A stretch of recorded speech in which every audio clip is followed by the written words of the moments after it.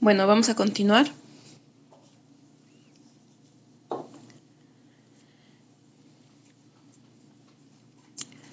Por lo general, los filósofos griegos han considerado que la filosofía nace con Tales de Mileto aproximadamente en el siglo VII a.C., ya que en este siglo Mileto comienza a desarrollar el pensamiento racional, comienza a desarrollar el pensamiento nacional. Es un hombre griego que entra en contacto con nuevas culturas. Bueno, su cultura era occidental, pero él empieza a entrar en contacto con nuevas culturas, con nuevas formas de pensamiento, con nuevas formas de entender el mundo, lo que va provocando una crisis de valores y de conflictos de pensamiento. Este filósofo o este hombre es el primero en preguntarse qué sentido tenía todo. ¿Qué pensamiento era el acertado? ¿Cómo se podría explicar la realidad? Y se empieza a plantear nuevos retos, nuevas formas de ver la vida y sobre todo de explicarla.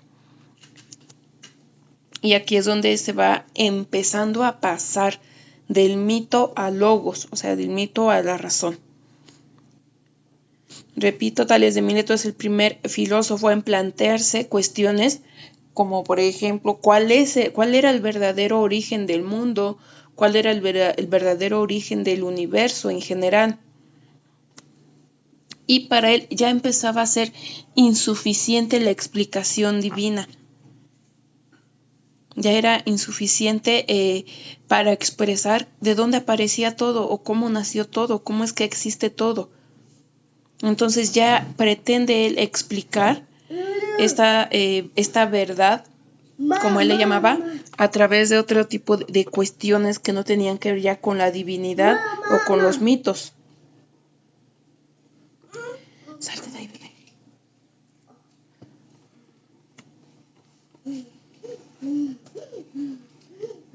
Entonces, varios filósofos que se formaron en este mismo periodo de Tales de Mileto son conocidos como presocráticos. Después de ellos, bueno, ya llegó Sócrates, pero previo a esto son conocidos como filósofos presocráticos, antes de la llegada de Sócrates. Y bueno, vamos a ver aquí algunos filósofos presocráticos. En general, estos filósofos presocráticos comprendían y analizaban los orígenes del universo, sí, a través de relatos mágicos, religiosos y míticos. En este momento, la naturaleza, digamos que no era tanto el terreno de lo material que estaba a disposición humana, o que estaba a disposición, mejor dicho, de la actividad humana. Entonces, aquí todavía empiezan a dar explicaciones. Los filósofos presocráticos, aún, si bien con Tales de Mileto ya se empezaba a plantear otro tipo de cuestiones que ya no fueran ligadas tanto a la divinidad, aún así, la mayoría de ellos todavía siguen dándole esa explicación de la existencia de todo basado en relatos mágicos, religiosos y míticos. ¿Ok? El primero de ellos, Tales de Mileto, de 624 al 562 antes de Cristo.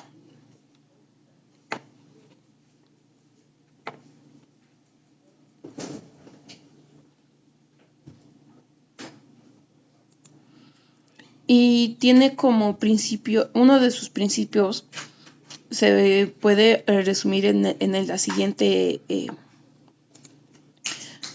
oración.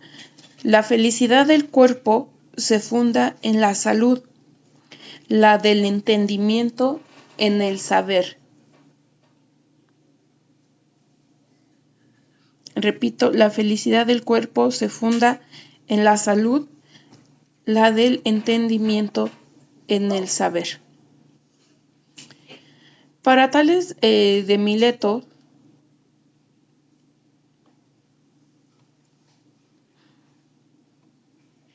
el principio de todas las cosas era el agua. El agua era el principio de todas las cosas.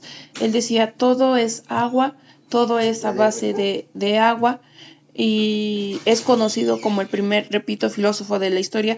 Introdujo, sí, la investigación racional sobre el origen del universo y la naturaleza, que hasta entonces los griegos únicamente venían explicando con mitos y leyendas.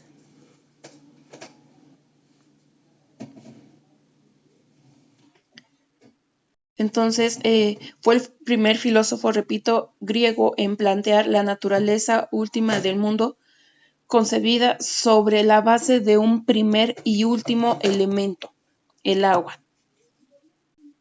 Para este filósofo presocrático, el agua era el principio de todas las cosas que existen, de todas las cosas que existían y que seguirán existiendo. El agua es el origen, el agua es lo que da comienzo al universo. Esta idea los griegos lo llamaban arge. Arge o arche, que significa fuente, principio u origen.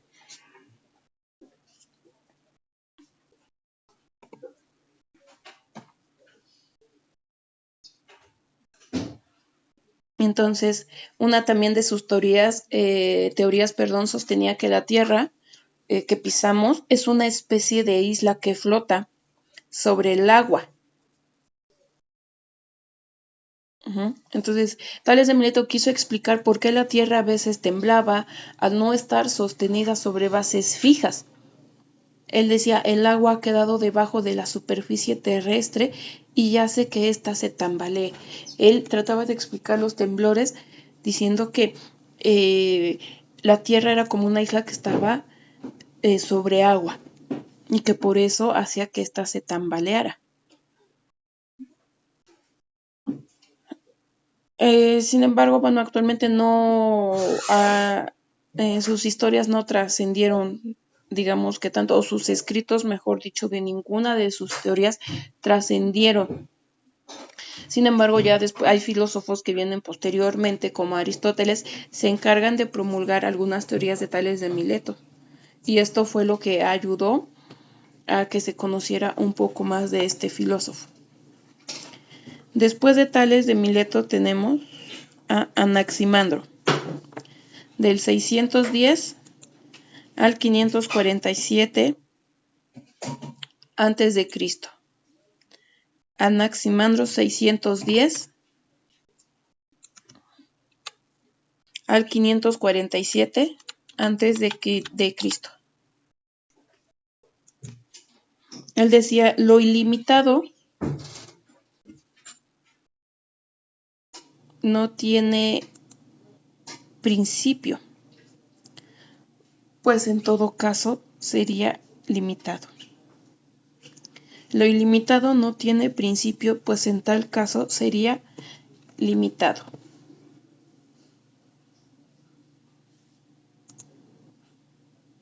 Vamos a ver un poco más acerca de la filosofía de Anaximandro. Este era también seguidor de Tales de Mileto.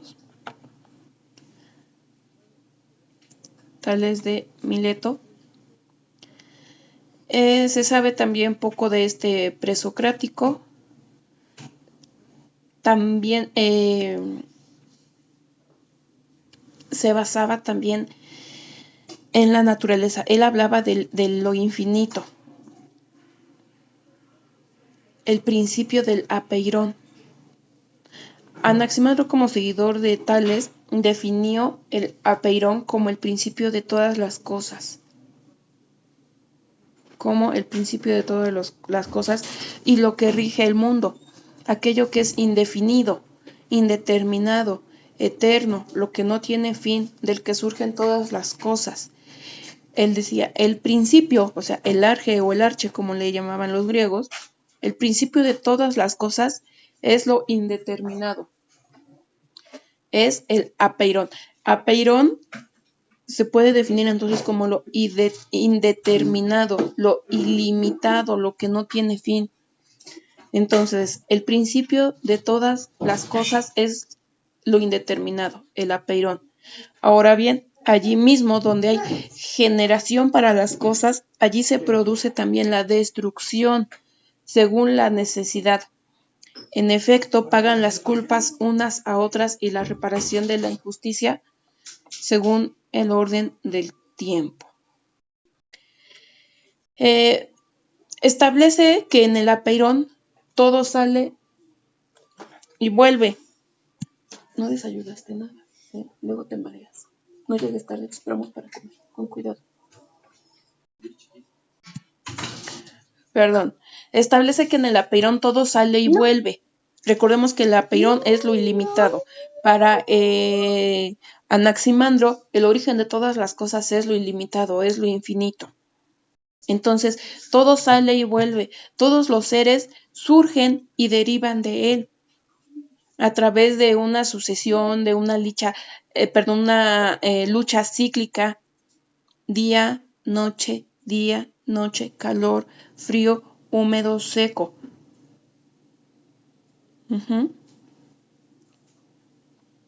Entonces, por eso su principio, lo ilimitado no tiene principio, pues en tal caso sería ilimitado. Para él el origen de todas las cosas era el universo mismo, el infinito mismo, lo ilimitado. Y decía que todo esto era cíclico. Todo lo que iba regresaba, todo lo que salía volvía a entrar.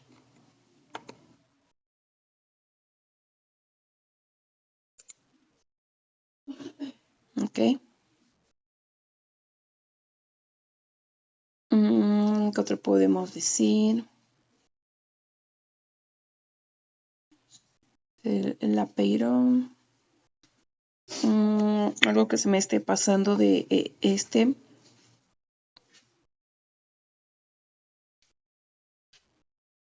No, creo que es lo que tendría yo que resaltar nada más, así como para Tales de Mileto, el agua era la base de todo.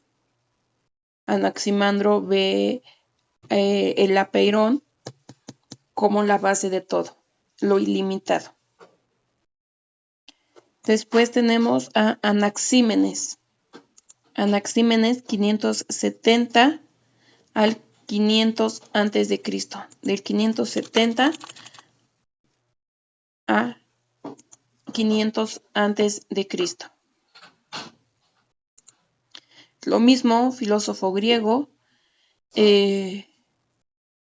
último representante después de Tales de Mileto y de Anaximandro de la escuela de Milesia. Él tenía el siguiente principio.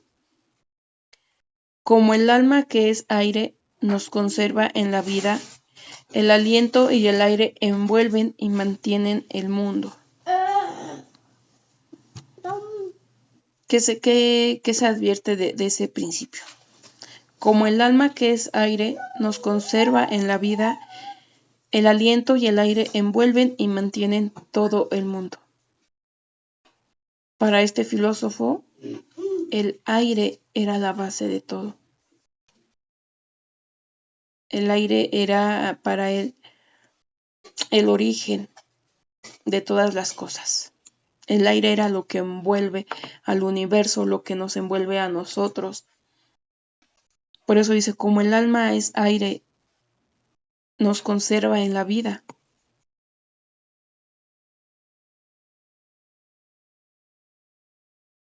El aliento y el aire envuelven y mantienen el mundo. Así como nuestra alma, que es aire, nos sostiene, así también el soplo y el aire rodean al mundo entero. Entonces, él consideró que el aire fue el principio de todo. Para él, el arche de todo lo fue el aire. Afirmaba que el aire es el elemento primario que todas las demás cosas pueden, es el elemento primario al que todas las demás cosas pueden ser reducidas. Explicaba cómo los objetos sólidos se formaban a partir de aire. Introdujo que las nociones de condensación y refractación también eran por el aire. Creía que el aire se calentaba y que se volvía fuego cuando se rarificaba y se enfriaba, se condensaba. Entonces, él, para entender los fenómenos naturales como los terremotos, afirmaba que eran causa del resultado de la falta de humedad, que hacía que se rompiera la tierra debido a su sequedad, y decía que esto era por el aire.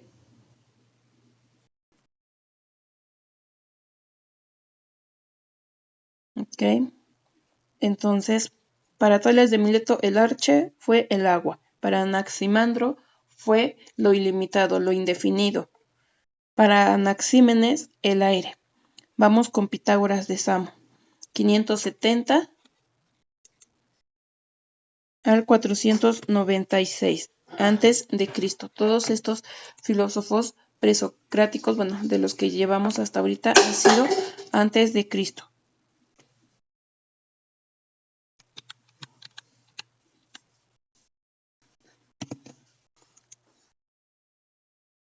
Preciso es encontrar lo infinitamente grande en lo infinitamente pequeño para sentir la presencia de Dios.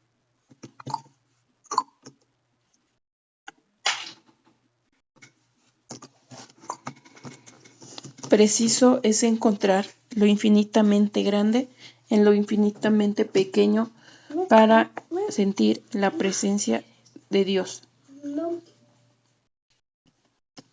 Entonces, aparte de todos los aportes matemáticos introducidos por este filósofo presocrático, también hizo su aportación respecto de el origen de la existencia humana, de la existencia del universo en general. Entonces, ya sabemos, en matemáticas hizo su aporte del teorema de Pitágoras.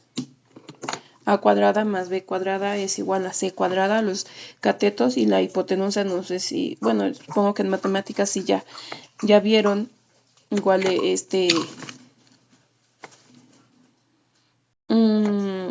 teorema.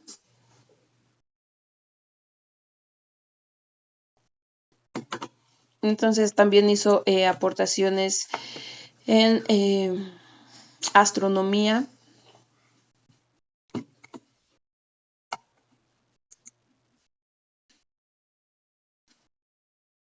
Y él hablaba mucho de la importancia de lo realmente valioso. Para él, lo realmente valioso podemos, y voy a poner un ejemplo. Él decía que en las cosas más pequeñas podríamos nosotros encontrar a Dios porque eran las que más valían. Él dejaba un poquito de lado lo superficial, lo material, lo vano, y decía que en las obras más pequeñas, las más humildes, ahí iba a estar Dios. Por eso dice, es preciso encontrar lo infinitamente grande en lo infinitamente pequeño para sentir la presencia de Dios. Para él,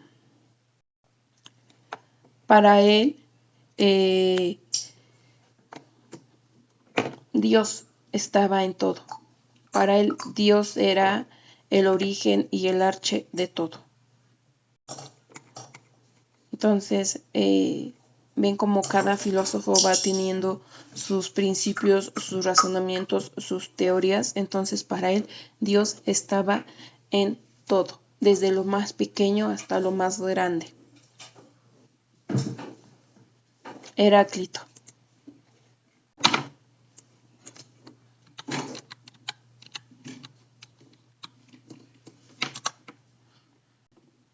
(540 - 476 antes de Cristo).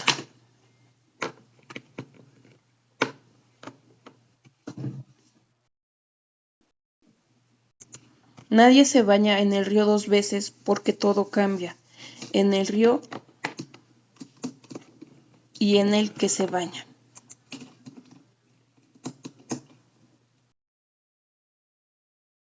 Este filósofo presocrático afirmaba que el fundamento de todo estaba en el cambio incesante. Todo fluye, somos y no somos, todo cambia, todo es cambiante. El cambio para este filósofo era el principio de todo. Su lema, uno de sus lemas era precisamente todo fluye, somos y no somos.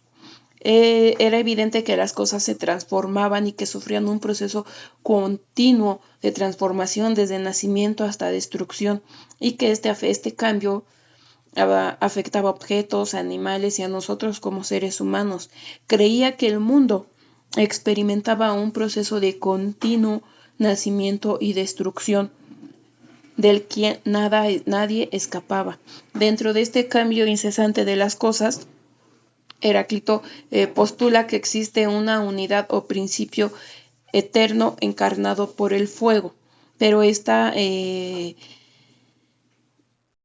como una metáfora que refiere al movimiento y al cambio constante en el que se encuentra el ser humano y el mundo entero.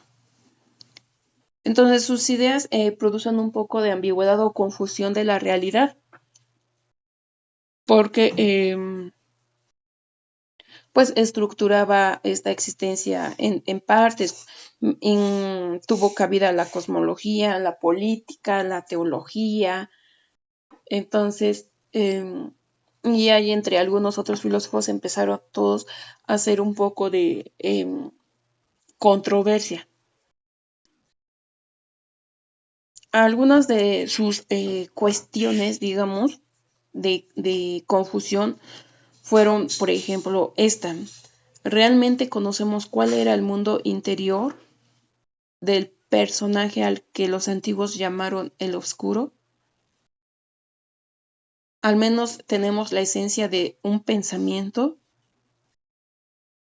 Y él afirmaba, todo cambia, todo cambia. La mayoría de las personas pues vivía en su propio mundo, ajena a la realidad, ajena del cambio continuo. Los hombres, él decía, los hombres eran sordos, ciegos, se olvidaban de sus condiciones mortales. Entonces, la movilidad permanente que percibe Heráclito en todas las cosas se fundamenta en una estructura de esta contradicción. Cuando les digo que hubo confusiones porque después de todas estas preguntas, decía de que después de que afirmara que el cambio, el constante cambio, la movilidad constante o incesante era el origen de todo,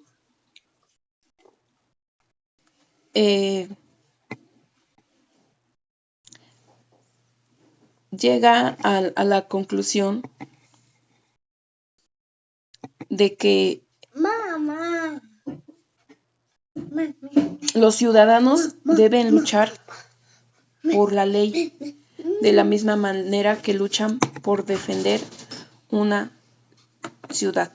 Entonces, aquí, porque él ya tenía su principio que decía que era el cambio constante era el origen de todo, y empieza después a darle otro enfoque a su pensamiento y ya viene a hablar de cuestiones morales en cuanto al crecimiento y desarrollo humano.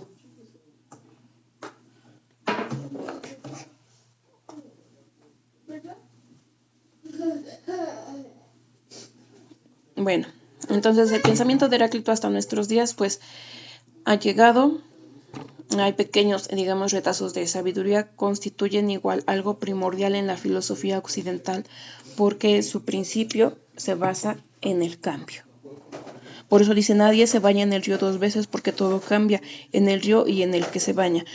Si nos bañamos en un río, el agua es corriente, el agua fluye, el agua no se detiene. Entonces nos bañaremos en el mismo río, pero no con la misma agua.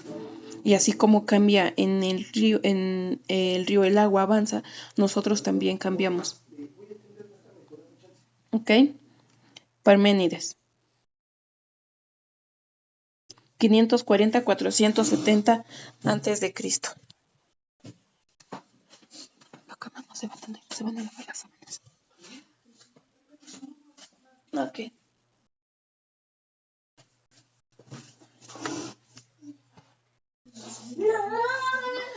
Parménides. La razón acabará por tener razón. Parménides, 540-470 a.C.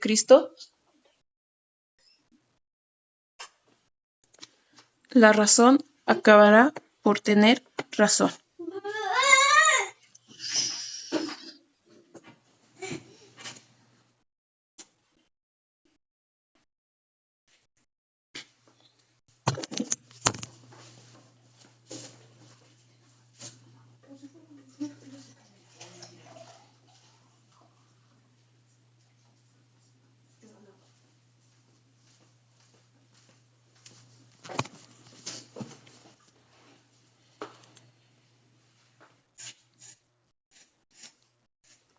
También el filósofo presocrático, digamos que fue uno de los de mayor renombre. Sus ideas y reflexiones acerca del ser también tuvieron un gran impacto en la creación de teorías filosóficas. Fue un filósofo también de la antigua Grecia, considerado el padre de la metafísica occidental. Sus principales reflexiones y enseñanzas han sido extraídas de de una obra única. Este pensador defendía que el movimiento, el cambio y la variedad de las cosas existentes eran pura apariencia y que solo existía una realidad eterna, el ser.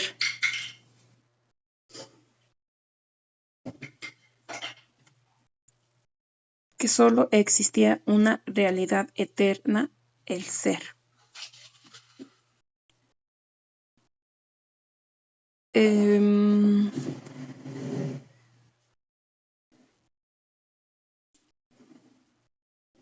Se sabe muy poco de este filósofo. De hecho, fue una obra nada más única, la que se escribió como en verso. Y esta obra estaba enfocada nada más en el ser mismo, como algo eterno, indivisible. El fundamento central de la filosofía de Parménides es el concepto del ser, el cual era eterno, inmutable e indivisible. Sus argumentos para fundamentarlo era que el ser no podía haber sido creado, porque si es así desde antes de su creación, entonces era un no ser, es decir, no existía.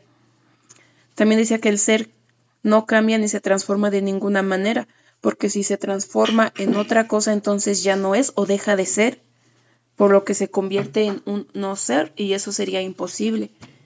La división implica también en la existencia del vacío, es decir, del no ser. Por lo tanto, el ser tenía que ser indivisible, una unidad.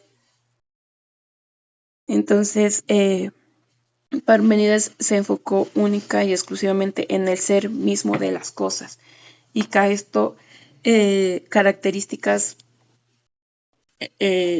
digamos, natas al propio ser, que esto no podía ser creado, que no se cambiaba ni se transformaba, es decir, era eterno, era inmutable e indivisible.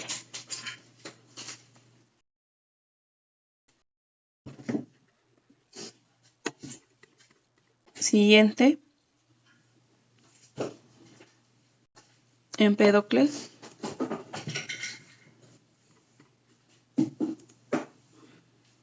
(482 al 424 a.C.)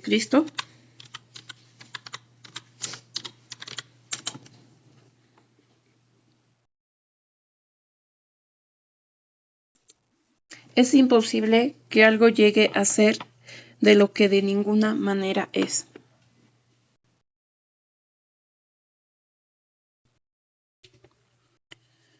A diferencia de los representantes de la escuela de Mileto, para quienes una sola sustancia material constituye el fundamento de todas las cosas, y contrariamente también a Anaxágoras, que admitía la existencia de numerosos elementos primarios, Empédocles reduce toda la diversidad del mundo a 4 raíces: la tierra, el agua, el aire y el fuego. Esta doctrina de los 4 elementos de la naturaleza se mantuvo en la filosofía antigua por varios siglos, y Empédocles explicaba la combinación y la separación de estos elementos por la acción de 2 fuerzas contrarias, amistad y odio. Entonces, mientras que para unos filósofos había solamente un elemento era la base de todo, como el aire o como el agua para tales, el principio de Empédocles se basaba en los 4 elementos. Él decía que todo se reducía a tierra, al aire, al fuego y al agua. Entonces esta teoría o su teoría de los 4 elementos se mantuvo como el principio de la naturaleza, y esto fue así por muchos siglos.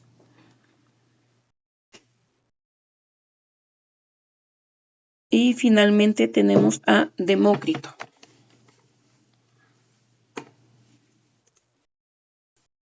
Del 460 al 370 a.C.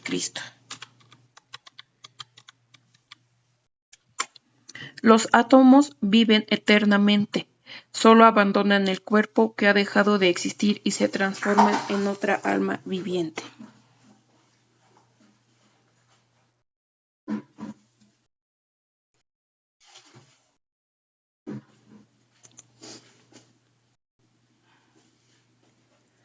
Demócrito de Abdera fue también filósofo griego presocrático. Este ya casi fue contemporáneo de Sócrates y fue el último de los filósofos presocráticos, en donde proponen un universo atomista. Demócrito afirmaba que todo estaba compuesto de diminutos bloques indivisibles llamados átomos. Todo estaba compuesto de átomos. Ese fue el principio de Demócrito, o la respuesta para dar explicación a la existencia de todo. Todo estaba compuesto de diminutos bloques indivisibles llamados átomos.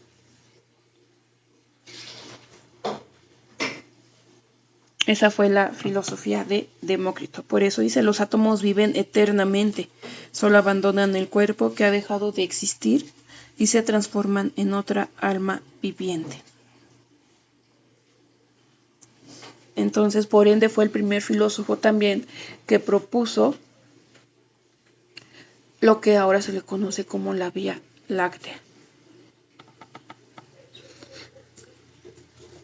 que era, bueno, pues en realidad las estrellas brillando de forma natural y no el resultado de la acción de los dioses. Imagínense la contradicción o el choque de valores que ya al exponer esto entraron en esa época.